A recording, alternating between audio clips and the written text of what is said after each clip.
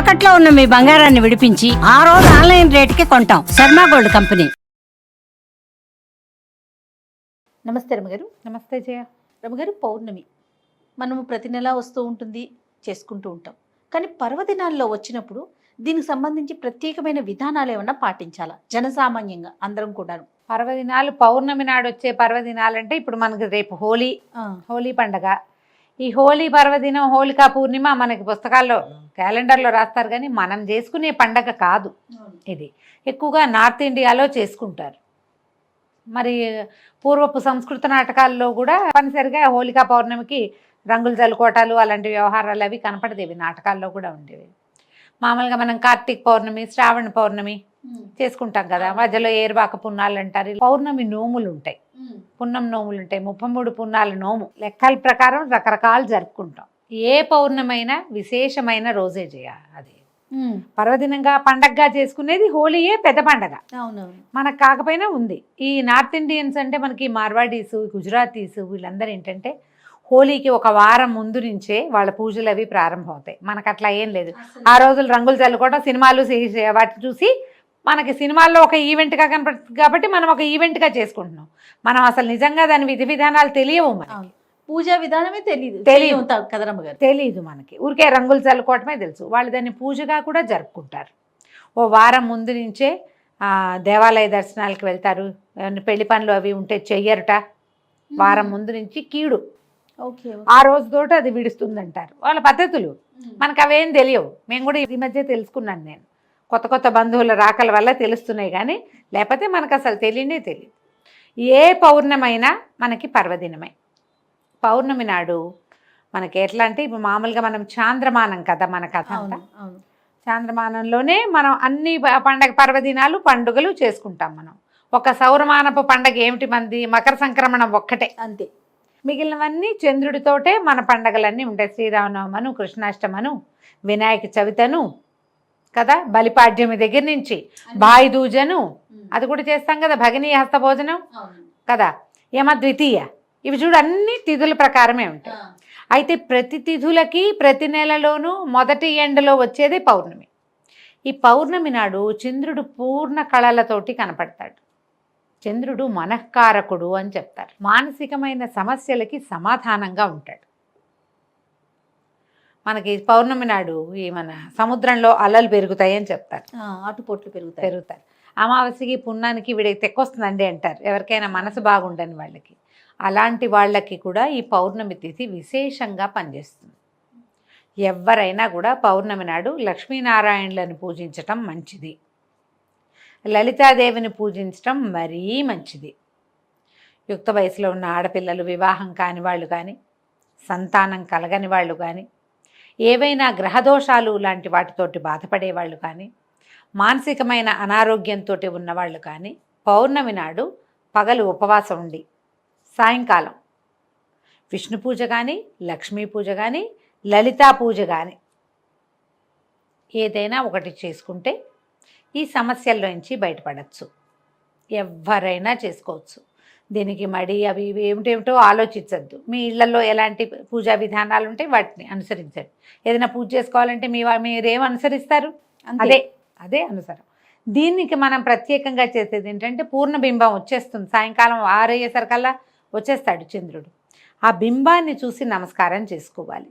మనం లలితా సహస్రనామాన్ని చదవాలంటే ఆ వెన్నెల పడే చోట కనుక కూర్చుని ఆ పూర్ణబింబంలో లక్ష్మీదేవినో, లక్ష్మీనారాయణులనో, లలితాదేవినో భావించి పూజించుకోవటం. ఓకే, మనకి ప్రతిమ కావాలి కాబట్టి ఇంట్లో ఏదో ప్రతిమ విశేషాలు ఉంటాయి కదా, అక్కడ పూజ చేసుకోవటం. వెండి గిన్నెలో పాయసం, పాలతోటి పాయసం చేసి పరమాన్నం చేయటం. అన్నంతోటే, సేమ్యాలు కాదు, సగ్గుబియ్యం కాదు, బియ్యంతో పాలు పోసి క్షీరాన్నం చేసి వెండి పాత్రలో వేసి నివేదన చేసి ఆ ప్రసాదం తీసుకుంటే మనకి ఈ సమస్యలు తీరుతాయని చెప్తారు. ఇది చాలా కాలంగా చాలామంది పాటించే పద్ధతి. నోముగా పెట్టుకోవద్దు, నోము అనుకోకండి, ఇది ఒక విధానం అంతే. కాదు రమ్మగారు, ఏరువాక పౌర్ణమికి కూడా ఇట్లా చేస్తారా? ఏ పౌర్ణమికైనా చేసుకోవచ్చమ్మా. చంద్రుని యొక్క కిరణాలు పడి అవి తింటే కనుక సంతానం లేని వారికి సంతానం కలుగుతుందని మీరు ఈ మొత్తం ఇన్ని నెలలు చేసుకోవచ్చు. ప్రతి నెల పౌర్ణమి వస్తుంది కదా. ప్రతి నెల చంద్రుడు అవే 15 కళలు నిండిపోయి కనపడతాడు మనకి. 15వ రోజు పూర్ణచంద్రుడుగానే దర్శనమిస్తాడు. ఆ చంద్రకిరణాలు పడిన పాయసం మంచిది. ఈ సమస్యలన్నిటికీ సమాధానంగా ఉంటుంది. ఓకే. అమ్మాయిలకి కన్యలకి చక్కటి వరుడు వస్తాడు, సంతానం కలుగుతుంది, మానసికమైన ఆందోళన, స్ట్రెస్ తగ్గిపోతుంది, యాంగ్జైటీ లాంటి సమస్యలు ఉంటే అవన్నీ తగ్గుతాయి. ఏమైనా గ్రహబాధలు ఉంటాయి, చాలామందికి ఉంటాయి కదా జాతకం ప్రకారం, వాళ్ళు ఎవరైనా ఇది చేసుకోవచ్చు.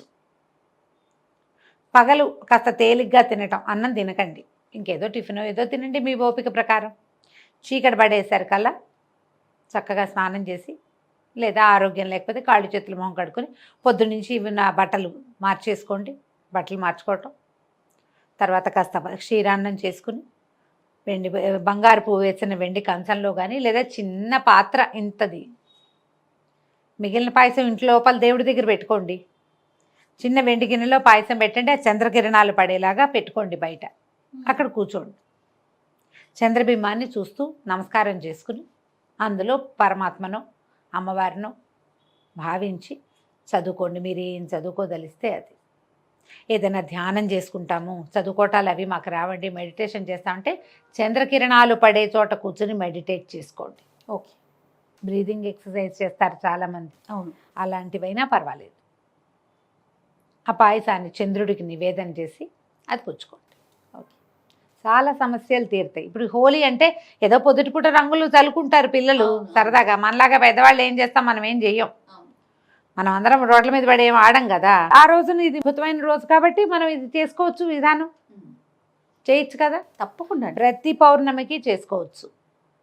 పిల్లలకి అలవాటు చేయండి, చక్కగా ఇంటిల్ పాది కూర్చుని చదువుకోవచ్చు, సహస్రనామం చదువుకోవచ్చు, విష్ణు సహస్రనామం చదవచ్చు, లలిత సహస్రనామం చదువుకోవచ్చు. సూర్య భగవానుడికి మనం ప్రతిరోజు ఉదయం చేస్తాం, నమస్కారం చేసుకుంటాం. అదే ఈయనకి 15 రోజులకి ఒక్కసారి, 15 రోజులకు ఒకసారి. తర్వాత ఏం చేస్తారంటే చంద్రుడికో నూలు పోగని ఎప్పుడైనా వింటారు కదా. ఈ నూలు పోగని ఒట్టి మాట కాదు చేయాలి.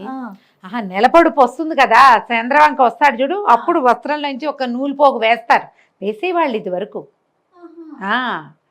చంద్రుడికి కట్టుకున్న వస్త్రంలోంచి ఒక్క పోగు తీసి చంద్రుడి కోసం వదిలిపెట్టేవాళ్ళు. జరిగేది క్రియ, అట్లా చేసేవాళ్ళు. అంటే దీని వెనకాల ఏంటి రమ్మగారు, అట్లా చేయటం వల్ల సమస్యలు తీరుతాయి, గ్రహదోషాలు. చేసేవాళ్ళు ఇది వరకు చాలా కాలం క్రితం. ఇటీవల మనం ఎవరిని, ఎందుకంటే అసలు అంగవస్త్రం ధరించడం, పంచ ధరించడం పోయింది కదా జయ, అవునా కాదు? అవును కదా రమ్మగారు. మనకి ఉత్తరీయాలు పోయి టవల్స్ వచ్చినాయి, ఊళ్ళల్లో కూడా తువ్వాలు భుజాన్ని వేసుకుని తిరుగుతారు. అందులోంచి దారం రాదు బయటికి. అసలు ఎక్కడొస్తున్నాయి? నీకు ఉత్తరీయంలో నుంచి వస్తుంది. కండువా వేసుకునేవాళ్ళు కదా పల్చటివి, అందులో నుంచి వస్తాయి. ఓకే. కట్టుకున్న వస్త్రం నుంచి ఒక్క పోగు తీసి అట్లా పోగు అట్లా కంత కనపడతాడు కదా, నెలపొడుపు. ఆ పొడుపు పొడిచినప్పుడు అట్లా చంద్రుడికి సమర్పించటం, చాలా సమస్యలు తీరేవి. ఇదివరకు అట్లా చేసేవాళ్ళు. అప్పుడు ఏం పాటించేవాళ్ళు జయ, ఇంత సోషల్ మీడియా లేదుగా పాత రోజుల్లో. వాళ్ళకి ఏం తెలుసు? వాళ్ళకి ఏం తెలుసు? శాస్త్రం తెలుసు, వాళ్ళకి విధానాలు తెలుసు. అందరూ చేయాలి సార్వజనీనంగా. అసలు క్వశ్చన్స్ లేవు కదా రమ్మగారు. ప్రధానమైన పెద్దవాళ్ళు ఏం చేశారు, మనం ఇంట్లో అది ఫాలో అయిపోవడమే. అంతేకాని అది ఎందుకు చేయాలి, అది చేయటం వల్ల ఏమొస్తుంది, ఏమి రాదు, నో క్వశ్చన్స్. అదే కదా. పౌర్ణమి నాడు రకరకాల దానం చేయొచ్చు జయ. బియ్యము, పాలు, పెరుగు, నెయ్యి అలాంటివి దానం చేసుకోవచ్చు. తెల్లటి వస్త్రాలు, ముత్యాలు, మల్లె పువ్వులు లాంటి తెల్లని పువ్వులు, ఇవన్నీ కూడా ఎవరికైనా ఇస్తే కూడా మంచిదే.